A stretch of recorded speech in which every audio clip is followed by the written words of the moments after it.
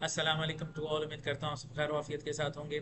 अच्छा जी, last class के अंदर मैंने आपको कीबोर्ड की एग्जांपल से बताया था कि इनकोडर किस तरीके से काम करता है।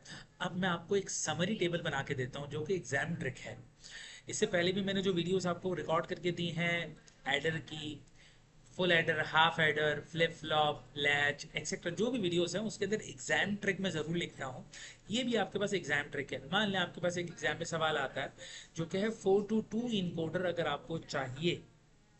इसके अंदर अगर डी वन वन के बराबर और बाकी सारे and all other inputs are zero, यानी सिर्फ डी वन पे वन आ रहा है, बाकी डी जीरो पे, डी टू पे, डी थ्री पे जीरो जीरो आ रहा है, सिर्फ डी वन पे वन आ रहा है, तो उसका क्या मतलब होगा? आउटपुट में आंसर बताएं जरा, देखिएगा।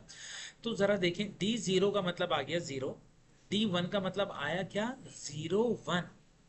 डी टू का मतलब क्या आएगा? One zero. डी थ्री का मतलब आया वन वन। ये हो गया क्लियर। अब इस पूरे केस के अंदर मेरे पास एक्टिव क्या है? मेरे पास एक्टिव है D1। D1 का मतलब क्या है? देखें, 0001 1011। D1 का मतलब मेरे पास क्या एक्टिव है? 01 एक्टिव है, यानी आउटपुट के अंदर 01 जाएगा। मैं फिर से समझाता हूँ। हमारे पास हम एक इनकोडर बना रहे हैं जो कि 4 बिट का, जो कि 4 बिट का, 2 बिट का है। 2 बिट का मतलब ये हुआ जिसके अंदर 00 01 10 और 11 के कॉम्बिनेशन पॉसिबल होंगे। 4 पॉसिबल वैल्यूज होंगी। उनमें से मेरे पास D1 एक्टिव है। D1 का क्या मतलब? D0 से स्टार्ट करते हैं भाई। D0 का मतलब सबसे पहली रो 00, फिर 01, फिर 10 और 11।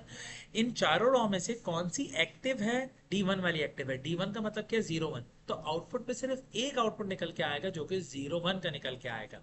इसी तरीके से जब आप 3 इनकोडर की बात करते हैं, यानी 3 डिजिट की बात करते हैं, तो आपके पास हो गए 8 पॉसिबल वैल्यूज।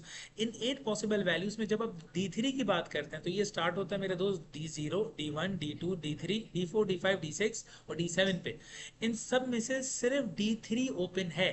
जैसे यहाँ पे आपने लिख के देखा वैसे ही आपको मैं एडवाइस करता हूँ। 000, 001, 010, 011। जब आप 011 पे पहुंचेंगे तो वो कौन सी बिट होगी दोस्त? वो होगी D3 की बिट।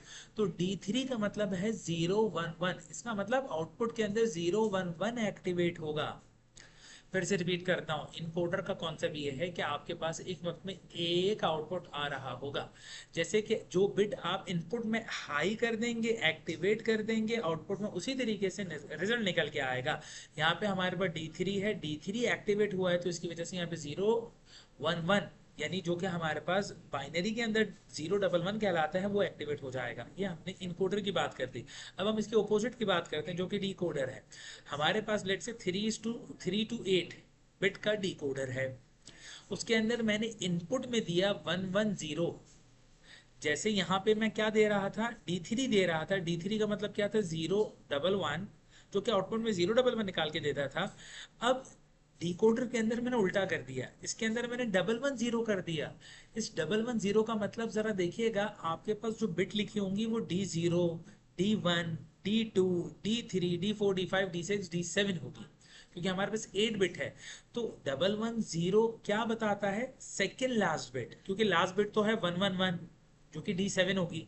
इस केस में हमारे पास आ रहा है 110 जो कि सेकेंड लास्ट बिट होगी। इसकी वजह से मैंने यहाँ पे Y6 लिखा है, यानी Y70 रहेगा। Y6 की वैल्यू एक्टिव हाई हो जाएगी, 1 हो जाएगी। फिर से करते हैं। मुझे एक डिकोडर डिजाइन करना है। उस डिकोडर के अंदर बहुत सारी, मेरे पास 8 कॉम्बिनेशन है पॉसिबल। उसके अंदर हमने जो इनपुट दिया वो क्या दिया? 110 का दिया। इस 110 के हिसाब से आउटपुट के अंदर मेरे पास जो 7 बिट्स हैं, जो 8 बिट है, 2 to the power 3 8 बिट है, उन 8 बिट में से कौन सी बिट एक्टिव होगी? और हमारी जो बिट स्टार्ट होती है वो होती है 0 से और जाती है 7 पे। अब मैंने इस इनपुट को देखा जो कि 110 था। इस 110 के रिस्पेक्टिवली कौन सी बिट एक्टिवेट होगी भाई? वो Y6 की बिट, छठी बिट एक्टिवेट होगी। क्योंकि 0 से स्टार्ट करेंगे 7 तक जाएंगे तो 7वीं बिट आपके पास 8th बिट कहलाती है, आखिरी बिट होगी, उससे जस्ट पहले की बिट आपके पास 6ठी बिट होगी जो कि Y6 होगी और वो आपको एक्टिवेट हो जाएगी। इस तरीके से इनकोडर डिकोडर का कॉन्सेप्ट मैंने आपको कवर करवा दिया। ये तो बहुत सिंपल सा कॉन्सेप्ट है। अगर आपके पास दो नंबर दे दिए जाए ए और बी, ए है 1001 और बी है 1010, आपको देख के बताने कि a is less than 0, greater than 0 और इक्वल टू 0। तो इस केस के अंदर ऑफ कोर्स आपको नजर आ रहा है कि ए इज लेस देन 0, तो आप ए इज लेस देन 0 लिख देंगे। मगर आपने ये कंपेयर कैसे किया? आपने पहले इस 1 को इस 1 से कंपेयर किया, फिर इस 0 को इस 0 से कंपेयर किया, फिर आपने देखा 1, बी में तो 1 है मगर ए में 0 है, इसका मतलब ए इज लेस देन बी। तो यहाँ पे आउट में आउटपुट के थर्ड बिट के अंदर ही आपको पता चल गया कि a is less then B. इस तरीके से ये पूरा टेबल बना है।